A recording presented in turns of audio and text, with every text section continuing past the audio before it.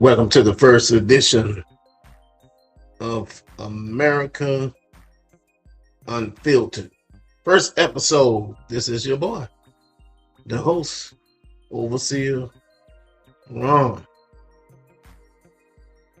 The question today is we see what's going on in America. We see that we have come a long way, but still we have a long way to go. Is the American dream still alive? I'm going to ask that question on today's episode. Is the American dream still alive? The truth nobody wants to admit. Imagine this. You work hard, you stay out of trouble, you get an education, you find a decent job, you buy a home, you raise a family, and little by little, your life becomes better than your parents' life. See, for generations, this promise has been known as the American dream. It's one of the most powerful ideas ever created. It convinced millions of immigrants to cross oceans. It inspired workers to endure hardship. It fueled innovation, entrepreneurship, and ambition. But today, something feels different. Housing prices have exploded. College costs have skyrocketed. Many young adults are earning more money than previous generations, but somehow feel poor. The question is the American dream still alive? Some say the American dream is dead. Others insist it is alive and well. So who's right? Has the American dream become an illusion? Or is it simply changing into something new? Today, on American Unfiltered, we're diving deep into the history, economics, and reality behind one of America's most enduring beliefs. And then by the end of this video, you'll be able to decide for yourself. Is the American dream still alive? So let us ask the question, what is the American dream? Doesn't that phrase sound ancient? But surprisingly, it isn't. See, the American dream, the term, was popularized in 1931 by historian and writer James Truslow Adams. In his book, The Epic of America, he described America as a place where people could achieve a better and richer life regardless of where they started. Notice something important. The original American dream wasn't about becoming rich. Can you believe that? The original American dream wasn't about becoming rich. It wasn't about luxury cars. It wasn't about mansions. It wasn't about opportunity. It was about opportunity. Not about becoming rich. Not about buying luxury cars. Not about living in the big fine mansion. It was about opportunity. The belief that your future wasn't determined by your birth. That was revolutionary. For most of human history, social class was nearly impossible to escape. If your father was poor, you would likely remain poor. If your family was nobility, you inherited privilege. America offered a different promise, at least in theory. The idea that hard work could change your destiny. And millions believed it. So the golden age of the dream. If there was ever a period when American dream seemed unquestionably real, it was the decades after World War II. The United States emerged from war stronger than almost every other major economy. Factories were booming, wages was rising, jobs was plentiful. A single income could often support an entire family. Many workers without college degrees. We talking about the golden age period of the dream. Many workers without college degrees earn enough to buy homes, cars, and support their children. Home ownership surge. Suburbs expanded rapidly. Millions entered the middle class. The era created the iconic image of the American dream. A house, a yard, a stable job, a family, retirement security. For many Americans, this wasn't fantasy. It was reality. But there was a catch. This period was historically unusual. America faced little industrial competition. Much of Europe and Asia was rebuilding. Globalization had not yet transformed labor markets. The conditions that enabled this prosperity were unique, and they wouldn't last forever. So when the things started to change, beginning in the 1970s, several major shifts transformed the economy. Manufacturing jobs began disappearing. Automation increased productivity. Companies moved production overseas. Global competition intensified. Suddenly, many of the pathways that had lifted previous generations in the middle class became less reliable. At the same time, housing costs began rising faster than wages in many regions. Healthcare costs increased.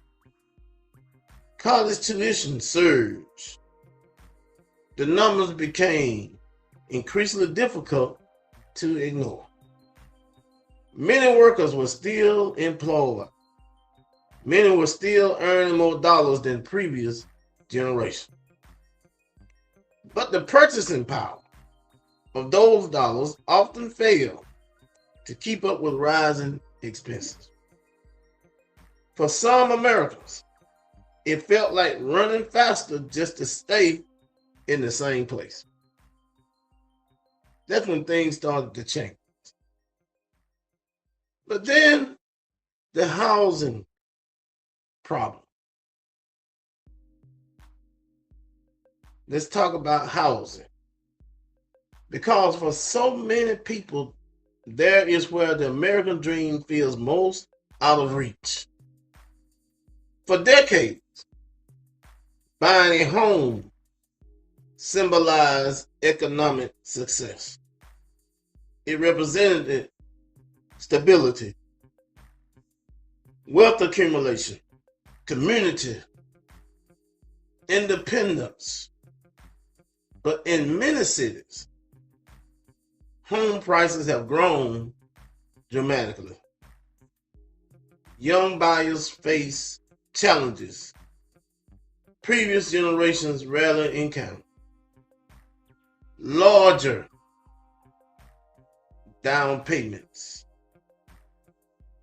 higher prices relative to income, intense competition, limited inventory. Some spend years saving only to watch prices rise faster than their savings. As a result, home ownership has become delayed for many young adults. Some critics argue that if average workers can no longer afford homes, the American dream has fundamentally broken down. Others point out that home ownership rates remain significant and that opportunities vary dramatically depending on location. So the debate continues. But housing has become one of the central symbols of modern economic frustration. So now we have the college question. For decades, the advice seemed simple. We've heard it all of our lives. Go to college, get a degree, get a good job, build a better life. And for many people, college still provides tremendous value. But the equation has become more complicated. Tuition costs have risen dramatically. Student debt has become a major burden for millions. Some graduates thrive, others struggle to find jobs that justify the cost of their education. So what we have in America, there are some people that doesn't attend college, but they attend a trade school. And they make more money than some of the people that attend college for 4 years. And they just simply take up a trade. So a lot of times people go to college and rack up millions of dollars, hundreds of thousands of dollars of debt for student loans and still cannot find a job. So young people today increasingly ask the question, is college still worth it? The answer depends heavily on the degree, the institution, the career path, and individual circumstance. An individual circumstance. See, what once appeared to be a guaranteed ladder to the middle class now feels less certain. Just because somebody go to college doesn't mean they're going to get a good job when they get out. It depends on what? The kind of degree you have, the institution that you attend, the career path, and individual circumstances. So just don't say that I'm going to college, I'm going to get me a good job. No, you be very careful before you go to college. And do your research. If I go into this field, what are my chances of having a good career?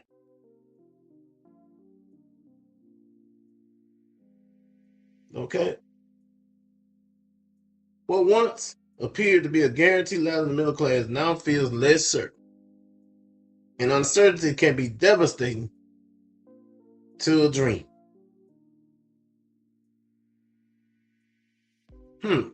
So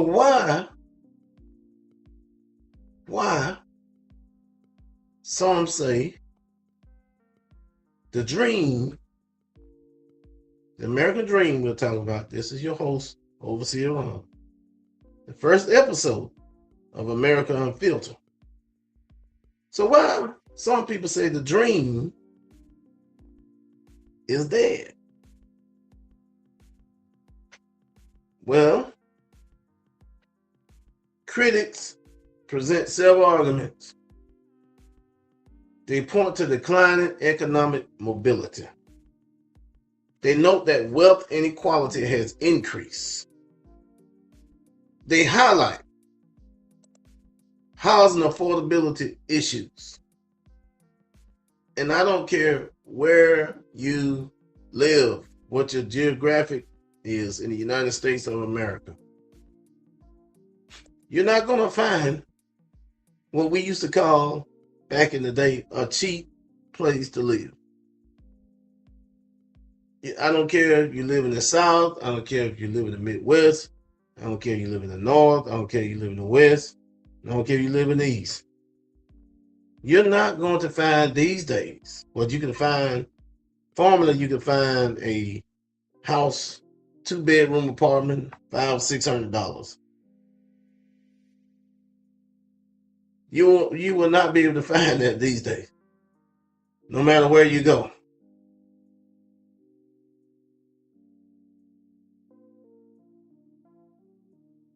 Okay? So some say the dream is dead.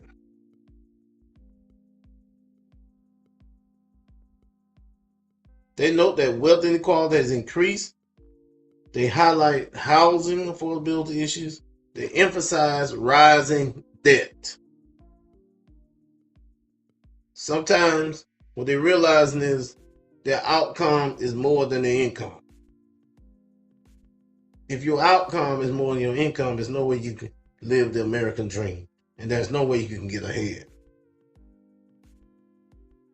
They argue that hard work alone no longer guarantees advancement. It does not. Hard work alone. You can work hard and still get nowhere. So in their view, the system increasingly rewards those who already possesses advantages. Family wealth, connections, elite education, geographic location. So are they correct? In their view, the system increasingly rewards those who already possess advantage. Is there an advantage for those who are born into wealth? Yes, it is. Is there advantage for those who already have the connections? Yes, it is. Is there an advantage for people who graduate and has a elite education? And the answer is yes, it is.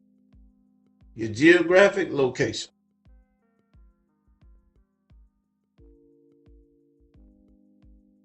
Okay. They believe the American dream has transformed from a realistic expectation to a marketing slogan. A promise that no longer reflects reality for millions. It's a powerful argument, and many people find it convincing. But it's only half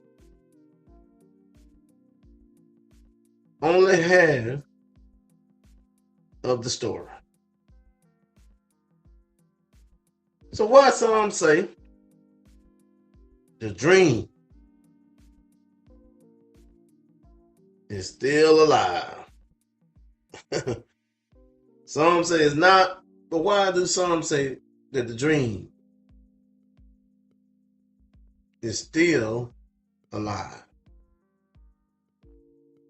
See, the supporters of the American dream see a different picture.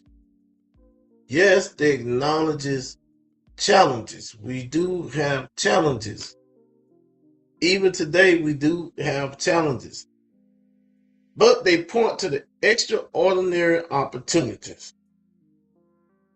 There are plenty opportunities out there for us. Sometimes we don't want to work certain jobs because we feel the job is beneath us. But you know, I heard and read about the words of the Dr. Martin Luther King. He says, if you be a street sweeper, you be the best street sweeper. Okay, so who cares? As long as I have money, a job to support me or to support your family, you know, that's still an achievement. And that's still progress. Might not be the job that you want, but as long as you're able to take care of yourself, there's opportunities. People just choose not to work certain jobs. But there are opportunities to work. Technology has lowered barriers to entry in countless industries. That's why they say the dream is still alive. Entrepreneurs can reach global audiences from their homes. Guess what? You become a YouTube creator, a work from home jobs that pays, and you can make a real good living. Small creators can build massive businesses online. Remote work has expanded possibilities. You don't have to live in the same city or the same state or the same part of the country to go to work these days.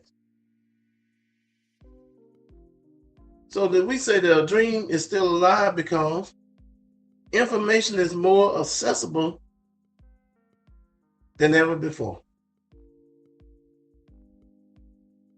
See, a person with internet access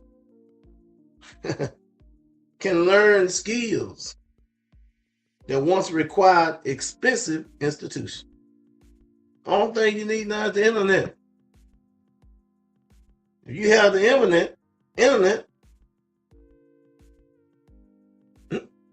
you got a leg up on job opportunities. Many immigrants continue arriving in America, seeking opportunities unavailable elsewhere. America is the land of immigrants. We believe that. That's why so many people want to come to this country, because of the opportunity that we have here. We have a great opportunity in America, much more than South America, Central America. You know, you're making, some people in Central and South America work 8 hours a day, 10 hours a day, and make $200 a month. That's why immigrants, they fight to get to America, because they're seeking opportunities that they could not get at home. We know we are the nation of laws. We're a nation of laws. And, you know, we should not try to keep people out as long as they come to this country the right way. We should not look at them as less than, because they are human. They're just trying to get a better opportunity. We shouldn't call them all kind of names, murderers. There's murderers here in the United States of America. We shouldn't call them that.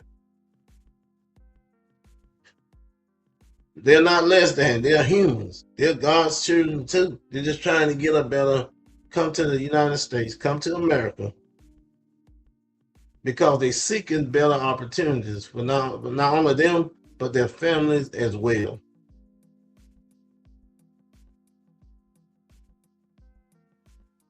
So supporters of the dream, the American dream, argue the dream is not dead. See, the past simply looks different than it did 50 years ago. We look at America now, it's we have provision. We have been afforded opportunities that we never had before.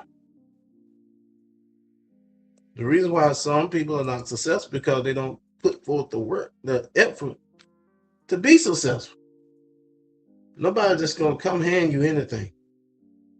You have to work hard. You know, you have to work hard. It's not easy. You got to go to work, put in the time, and I guarantee you can be successful. So next, the real question nobody asks. The real questions nobody asks. Maybe we've been asking the wrong question. Maybe the question isn't, is the American dream alive? Maybe the question is, what exactly is the dream? You know, for previous generations, what exactly is the American dream? Previous generations, success often meant people feel like they were successful when they had a stable job. Might not have been the best of job, but they had a job. So people count that as success. I might not be working, might not have a federal job, but I have a job. And people used to work and still work in the plants. They have a stable job. They are successful. If you can work, provide for yourself, provide for your family, that's success. Success often meant a house. You're able to buy a house. People look at that as you being successful, which I still think that's correct. Home ownership. You're able to be a homeowner. That's success. Have a pension. One day you're going to retire. You have something set aside. You have a predictable future.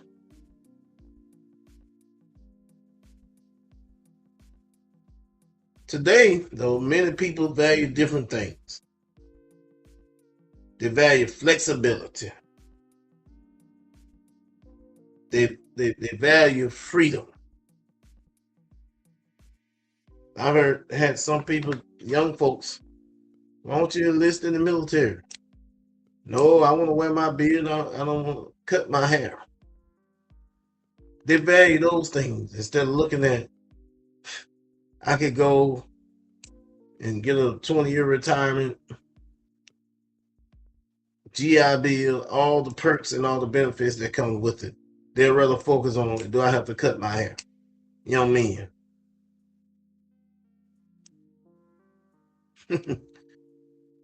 They value purpose. They value experiences. They value entrepreneurship, creative work, remote lifestyles. This feel good. You don't have to get up and drive to work, but you just get on the computer and work from home. That's good. That's one of the provisions.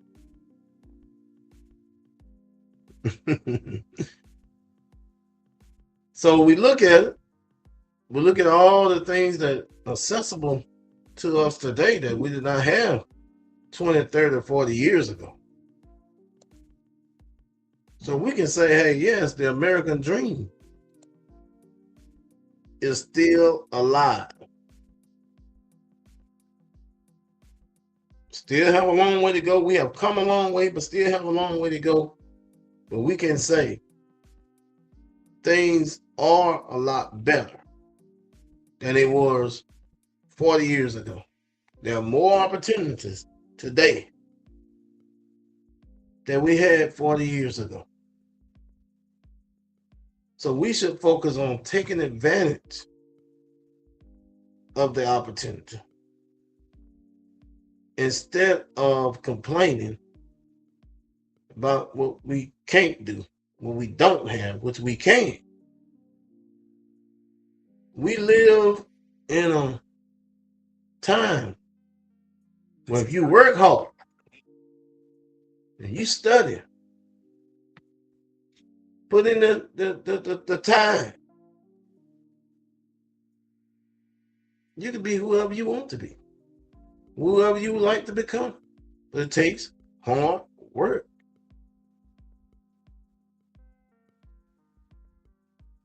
So, number one, we should have our priorities in the right place.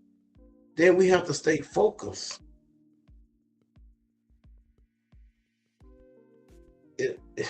Everything that we do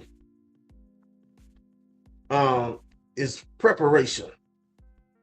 You can work hard, you can prepare yourself. It takes preparation.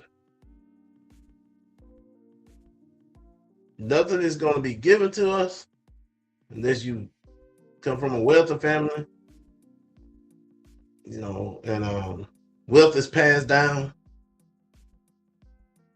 But other than that, you got to prepare yourself and work.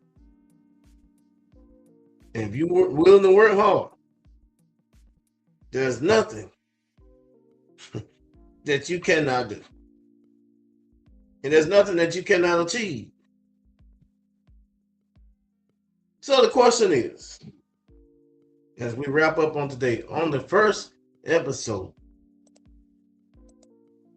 of America Unfiltered, and we were talking about the American dream. The American dream.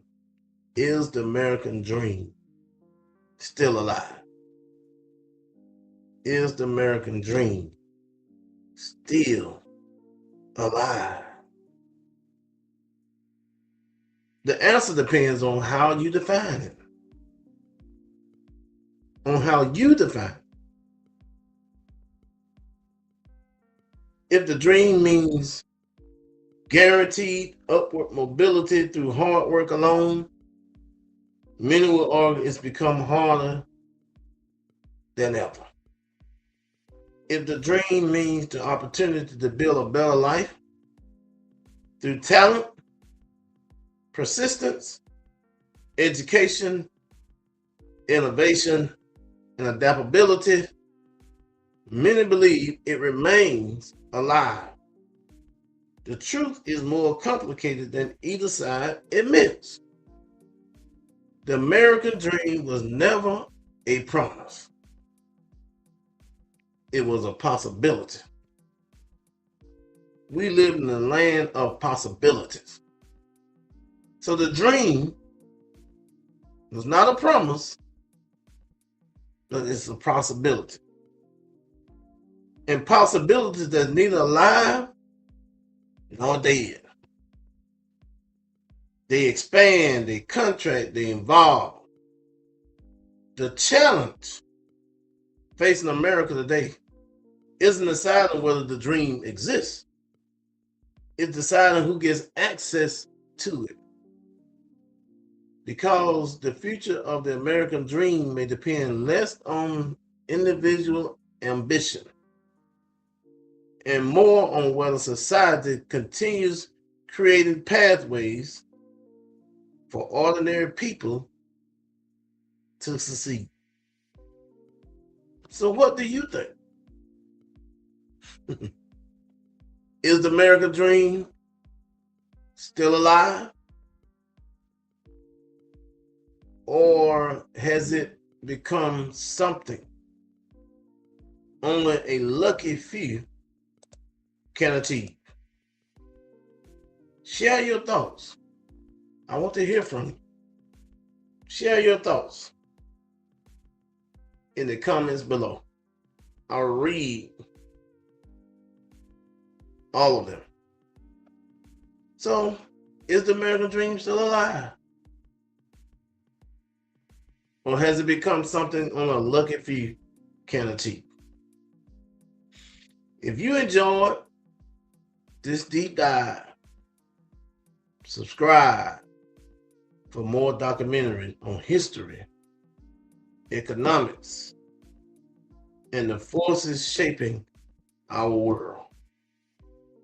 And as always, thanks for watching.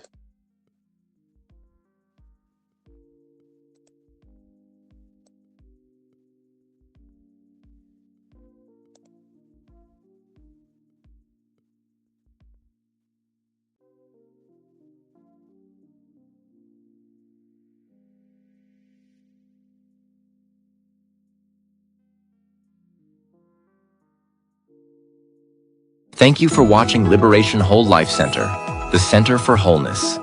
Subscribe and turn on notifications to stay connected with our community.